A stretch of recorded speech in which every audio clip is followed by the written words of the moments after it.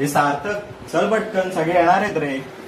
आणि तू मोबाईल घेऊन का बसलाय? चल मोबाईल ठेव, आवर. अरे आवर पटकन आवर.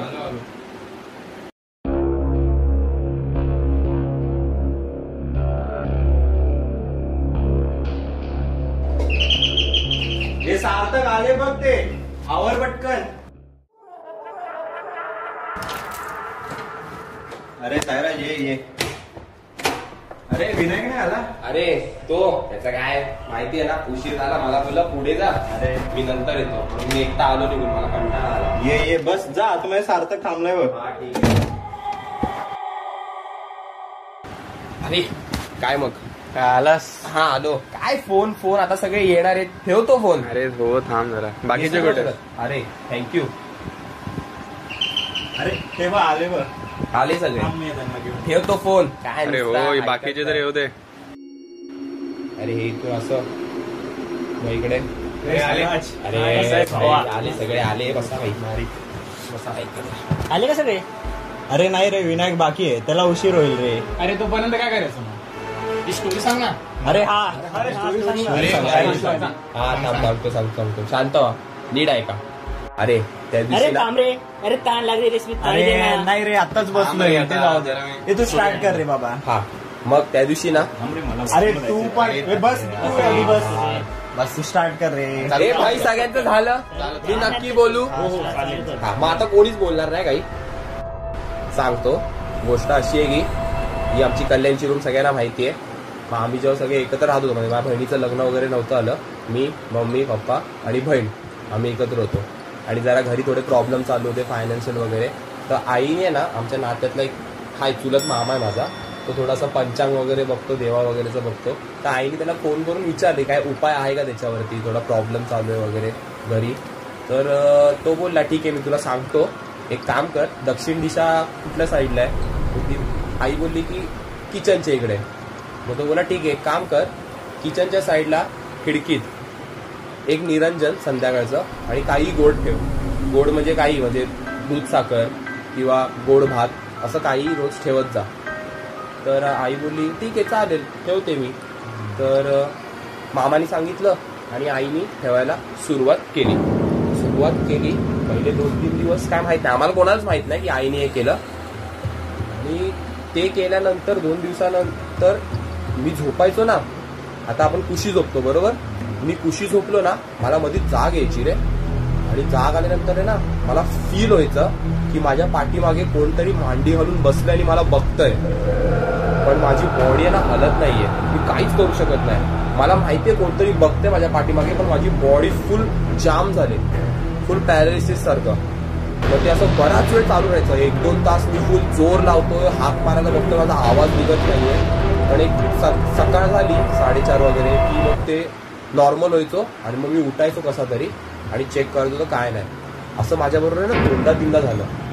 आणि एकदा काय आलं, पप्पांची नाईट होती म्हणून मी आतमध्ये आईबरोबर बेडरूममध्ये जाऊन झोपलो, बहीण बाहेर झोपली होती आणि माझ्याबरोबर सिम्बा होता माझा कुत्रा, तुम्हाला माहितीच आहे. तर तो मी जिथे असणार तिथं येऊन झोपायचा, तर तो पण बेडरूममध्ये आलेला आणि मी जो दरवाजा आहे बेडरूमचा, आमचा बेड थोडा तिकडे आहे ना, तर आमच्या बेडरूमच्या दरवाज्यातनं किचन आणि हॉलमध्ये जायचा पॅसेज दिसतो राईट. तर मी त्या साईडला झोपलो होतो आणि आई पण जागी होती फोनवरती. आणि सिम्बा गुरगुरायला लागला. तर मी बघितलं काय आलं, सिम्बा बराच वेळ करत होता, मला कंटाळा आला म्हणून मी त्याला ओरडलो आणि बघितलं तर कोणतरी किचनमधून हॉलमध्ये चालत गेलं आणि ते माझ्या आईने पण बघितलं आणि सिम्बा उठून आई म्हणते तू पण बघितलं ना? मी बोललो हा. कोणतरी गेलं काय? मी बोललो काय नाही सोड. आणि माझी आई बोलली की हे मला दुसऱ्यांदा दिसलं, तुला आधी एकदा होतं. तर मी तिला सांगितलं की माझ्याबरोबर पण असं होतंय झोपताना वगैरे, की कोणतरी पाठी बसतं आणि मला हालता नाही येत. आई बोलली काय होतं आपल्याला म्हणजे काय झालंय विचारायला लागेल ते. म्हणलं ठीक आहे. तर हे झालं 2दा-3दा झालं माझ्याबरोबर, पण परत ते झालं माझ्या झोपायचं. आईला पण 1-2दा दिसलं. आणि एक दिवशी नेक्स्ट वीकमध्ये पप्पांचं डे होतं, त्यांना सकाळी 5 वाजता जायला लागतं. सो आई 4 वाजता उठायची चपाती वगैरे बनवायला आणि मी पण लवकर उठायचं जॉगिंगला जायचं म्हणून. तर मग मी किचनमध्ये जाऊन विचारलं की तुला आता काय असं दिसतं का, फील होतं का, काय दुसरं काय झालं का तुझ्याबरोबर? आई बोलली नाही, आता 2 दिवस झाले मला पण काय झालं नाही. तर मी पण बोललो मला पण काय झालं नाही. आणि बेडरूम मध्ये पप्पा झोपलेले होते आणि थोडासा दरवाजा आम्ही असा ओढून घ्यायचो का तर किचनची लाईट पडणार ना, मग त्यांना जाग येईल, ते झोपलेत. तर आतून आवाज आला, साईराज साईराज. तर मी पटकन गेलो आतमध्ये आणि दरवाजा उघडला आणि लाईट लावली. तर पप्पा उठले, त्यांनी माझ्याकडे बघितली आणि बोलले एक काम कर, नारळ आणि अगरबत्ती आण, देवाला देऊया. तर आम्हाला हसायला आलं, मला आणि मम्मीला. मम्मी पण आली आतमध्ये. आम्ही ऐकणार कारण की माझे पप्पा एवढं देवाचं वगैरे नाही, नारळ वगैरे. तर ते हसलो आम्ही आधी. बोलो काय झालं एवढं नारळ आणि अगरबत्ती अचानक. तर मग त्यांनी मला सांगितली की ते झोपले होते आणि आमची जी जसं हे सेम हा जो बेड आहे अशी साईडला छोटी खिडकी आहे. सो ते झोपले होते इकडे आणि ना इकडे खिडकीत आहे ना कोणतरी मुलगा असा उभा आहे, खिडकीत बघतोय बाहेर.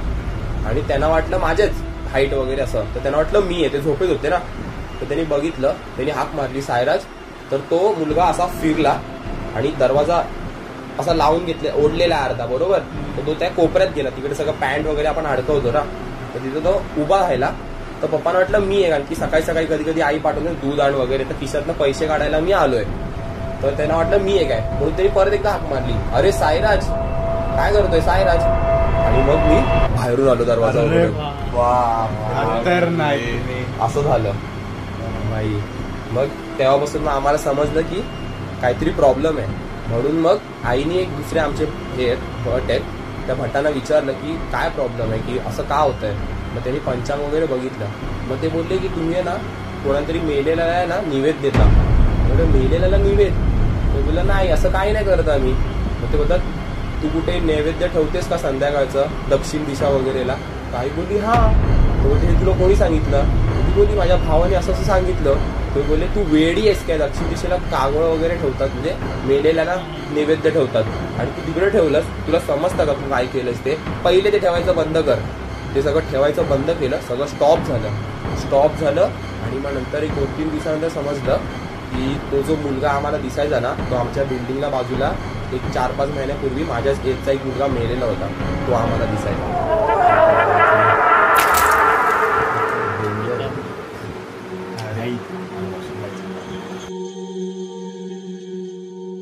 भाई आता तरी पाणी दे ना. अरे हा चल चल चल. ए मला पण आई. काय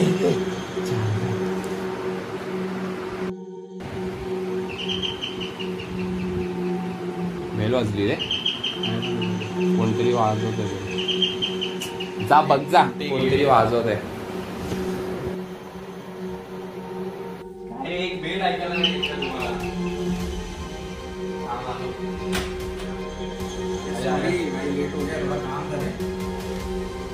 अरे भाई काय ना उशीर करतो, डोकंच फिरवून टाकलं. तुला काय असं काय बघतो.